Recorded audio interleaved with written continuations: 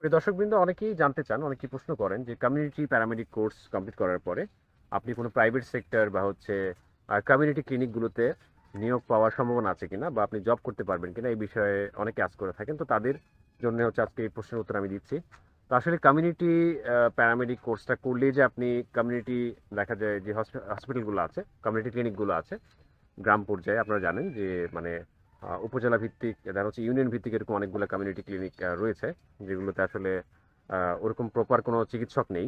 HSC pass বা SSC pass, মানে যারা হচ্ছে যে সিএইচসিপি, তাদেরকে দিয়ে কাজ চালানো হচ্ছে। তারা কিন্তু একদমই নন মেডিকেল পার্সন।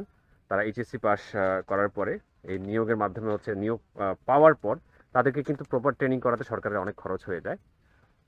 আর তাদের দক্ষ হতেও দেখা যায় অনেক সময় দরকার। তো সেই জায়গায় যদি কমিউনিটি প্যারামেডিকদেরকে নিয়োগ দেওয়া হয়, তো সেইখানে কিন্তু আসলে সরকারের খরচ অনেকটা কমে যেতে পারে। কারণ আগে থেকেই কমিউনিটি প্যারামেডিকরা দক্ষ, বা অন্যান্য প্যারামেডিক যারা আছে বাংলাদেশ কারিগরি শিক্ষা বোর্ডের বা সিএসডব্লিউ প্যারামেডিক যারা আছে, তাদেরকেও কিন্তু এই নিয়োগের আওতায় নিয়ে আসা যায়। কিন্তু এখন পর্যন্ত কোনো নিউজ নাই যে এরকম মানে কমিউনিটি প্যারামেডিকরা আপনার এই কমিউনিটি ক্লিনিকগুলোতে নিয়োগ পাবে। যদিও আপনার দেখা যায় স্বাস্থ্যমন্ত্রী যিনি ছিলেন এর আগে 2021 সালে, আহ, উনি বলেছিলেন, ওনার নামটা আমি এই মুহূর্তে মনে করতে পারছি না। উনি, সরি, হ্যাঁ মনে আসছে, জাহেদ মালেক।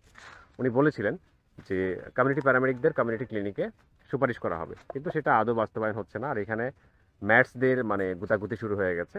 এরাও দেখা যায় চায় কমিউনিটি ক্লিনিকগুলোতে আসতে। তো এখন আসলে সব মিলিয়ে একটা হযবরল অবস্থা। তো যেখানে হচ্ছে ম্যাটসদেরই ঠিকমতো কিছু হচ্ছে না, বা ম্যাটসদেরই আপনার দেখা যায় ওইভাবে নিয়োগের কোনো সুযোগ নাই। তো সেই ক্ষেত্রে আসলে অ্যাজ এ প্যারামেডিক বা হচ্ছে কমিউনিটি প্যারামেডিক হিসেবে আপনি প্রাইভেট প্র্যাকটিস করেন, সেটাই ভালো। কারণ খুব বেশি একটা ফায়দা হবে না।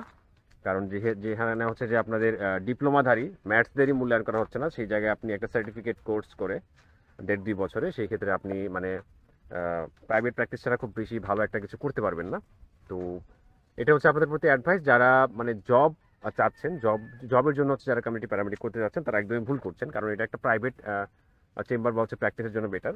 আর প্যারামেডিক মানে কি, মানে রোগীর দেখা যায় কোনো একটা ক্রিটিক্যাল কন্ডিশনে হচ্ছে আপনি যেন তাকে মানে প্রাইমারি ট্রিটমেন্টটা দিয়ে হসপিটালে পাঠাতে পারে, সেটা হচ্ছে একজন প্যারামেডিকের কাজ। তো সেই কাজটাই করেন, এটার বেশি ইয়ে করার দরকার নাই। আর প্রাইভেট ক্লিনিক যদি আপনার পরিচিত থাকে, অনেক ক্ষেত্রে আমি দেখেছি অনেক প্যারামেডিক ভাই বোনরাও চেষ্টা করে। অনেক প্যারামেডিক ভাই বোন যারা আছে তারা আপনার হসপিটালও কাজ করে, অনেকটা নার্সের মতোই কাজ করে থাকে। তো সেটা করা যেতে পারে, এটা নিয়ে কোনো আসলে সমস্যা নেই। অনেক হসপিটাল আপনাকে ইয়ে করবে, বাট হচ্ছে এইগুলোতে আসলে নির্দিষ্ট বেতন কাঠামো আছে।